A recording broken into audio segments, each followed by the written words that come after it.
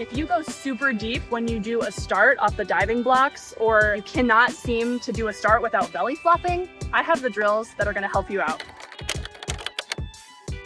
A good racing start sets you up for a perfect and powerful streamline and underwater into your race. So when we're doing our starts, we want to think about a few things. The first thing is the setup of our feet. We want to be in a nice track start stance. So when you're doing a start, your feet should be staggered like this. We're going to wrap our toes around the blocks and we're going to power through those legs. It's almost like, think like you're doing like a really powerful squat jump and your legs are straight and tight. So a lot of swimmers will flap their legs back when they do a start, and we don't want that. We want you to be a nice, straight, 45-degree angle into the water. Next thing, core is nice and tight. A lot of swimmers don't realize this, but when you're doing a start off the blocks, you actually want to pull with your hands a little bit. Some elite swimmers, when they do a start, their hands actually go like this, and that's because they're pulling and using some of their hand power to power themselves off the blocks. We want to pull with our hands, get into a nice tight streamline, and it's important to be in that good streamline when you get to the water because it'll mess things up if you're not. When you're diving, you want to think about diving out and not just down. So when you think about just diving down, you're going to go really deep, and that's not what we want. We want you to have a pretty shallow dive so that you can get your nice underwater kick or pull out before you start swimming again. So think about diving out. Sometimes it can be helpful to think like you're diving over something or diving into a hula hoop. I don't recommend actually doing that because that might be a little dangerous, but think about diving out, not just down. All right, so our first drill that we're gonna do is called the cactus drill. And this one focuses on getting into that tight streamline as we dive in. So basically what we're gonna do, you're up on the block and you're gonna get down into your start stance, but instead of having your hands down on the block, you're actually just gonna have them in a cactus position, just like this, your little cactus.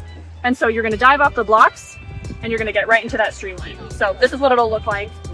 All right, so I'm up here on the blocks, and as you can see, my front toes are wrapping around. My back toes are kind of kickstanded out, and I'm down in my start position. So get into that cactus stance, and then you're gonna dive and get right into street bowling over here.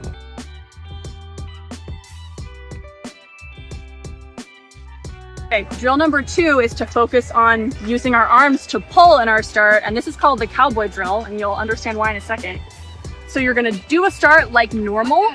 Your hands are down in that position, but once you go, you're gonna tap your hips before you get into streamline. So this trains you to pull your hands back and not just go straight to streamline. And it's the cowboy drill because you're like a cowboy getting your guns for a duel. So let's give it a shot. Let's practice. Starts take a lot of practice, so don't worry if you slip up a little bit here and there. And when it comes to getting good at starts, make sure you practice swimming at full speed off the dive. You want to simulate what it's going to feel like on race day. So make sure to do a good start and follow it up with a strong underwater and a fast breakout. In a short race like the 50 free, every millisecond counts, so you want to make sure everything is as perfect as possible. And that's what practice is for. This is a diving block. You may have seen these at your local pool, but I'm gonna break down all the core elements so that you're aware. Now, diving blocks come in all sorts of shapes and sizes and dimensions, and they have a few different features that I wanna go over. Now, one of the things that is common across all diving blocks is how high they are off of the water. So depending on the pool setup, the gutter system, the bulkhead, that actually will change how high it is from the pool deck, but the distance from the front of the diving block to the water is actually the exact same at pretty much every pool, give or take a few centimeters. The other thing you're gonna notice is the material of the diving block itself. So this specific diving block has actually a very grippy material. Some diving blocks are a little bit more slippery than others. The other thing that this diving block happens to have that a lot of diving blocks nowadays are incorporating is this fin, and this fin is for your back foot, and it's actually adjustable. And so based on where your back foot is going to be, how tall you are, how much strength you have, you can actually adjust this fin. And if you look at this tool, it has actually numbers on it so you can remember what position you actually like. So let's go ahead and put it at a number 3. And so now it's at a level 3, and the back fin is maybe half a meter from the front of the diving block. Now, something else that this diving block happens to have, a pressure sensitive touchpad right on the block. So it's actually built into the block, and it can measure your reaction time, which is something that's pretty cool. So on this diving block, you can actually see the backstroke handles. And so there's going to be a few different ways that you can hold the diving block for backstroke specifically, whether you hold it straight up like here, or these vertical grips that have a nice padding to give you a little bit of extra support, and there's a lot of stability. Now what you can't see is in the water, sometimes there's going to be a backstroke wedge that actually hangs off of the front of the diving block, and that's going to allow you to put your feet on it just for the backstroke start, and then it actually retracts onto the diving block. That way you don't have to worry about it when you come in for a flip turn or if you're doing the individual medley.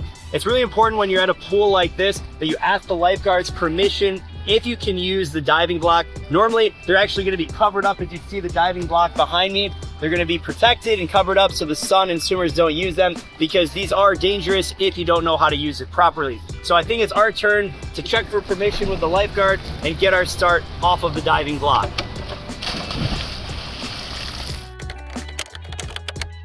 Let's go ahead and talk about some drills that you guys can do to really maximize this. Now, the first one that I like to do is the dive and float.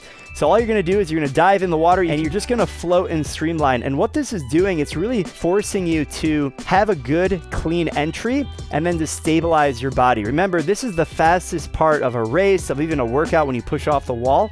And so you want to train your body to be really, really efficient on that entry and then gliding underwater. So try and go as far as you can. Let me know how far you guys are going down below in the comments. Now, the next drill is the one leg dive. This is really focusing on balance and stability and being able to push off with just a single leg. And you should really have a good idea of what your dominant foot is, because it's going to put all of your weight and then you're going to dive in. So give it a couple tries, see how that goes. Now, another one is the double pull boot with a buoy. You're actually going to be on the block. You're going to have some weight on both hands. Could be a pull buoy, could be a medicine ball, whatever you have available. And you're actually going to practice pulling with your hands.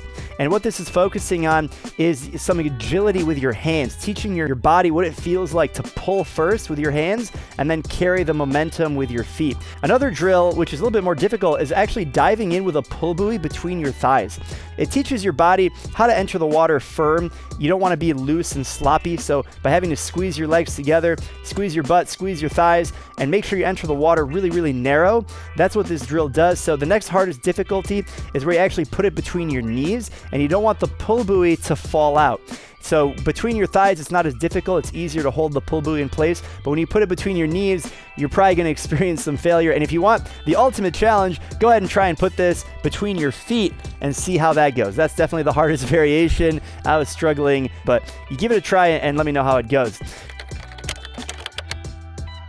Now, another drill that you can do out of the water is the depth jump. Now, when you do a depth jump, what you're trying to do is you're trying to have as little time and contact with the ground as possible. This is really teaching your body how to be explosive. Imagine doing a flip turn, jumping off the block, and you want to be fast. Another drill that I like to do in the weight room is the split leg jump. If you look at this pattern, it really looks how you are in a track start off the diving block. You have this explosive pattern. The way your legs, the way your body is positioned on land is very similar to what's going to happen off the diving block. One more tip for you is to practice starts a lot. A lot of us only practice starts like the week of a meet, and you're not going to improve your start if you only do like 5 starts the week before your swim meet. So practice them a lot, and that's the way you're going to see definite improvement. If you want more tips and tricks to improve your technique, check out the other video series we have on this page. Thank you so much for watching, and happy swimming!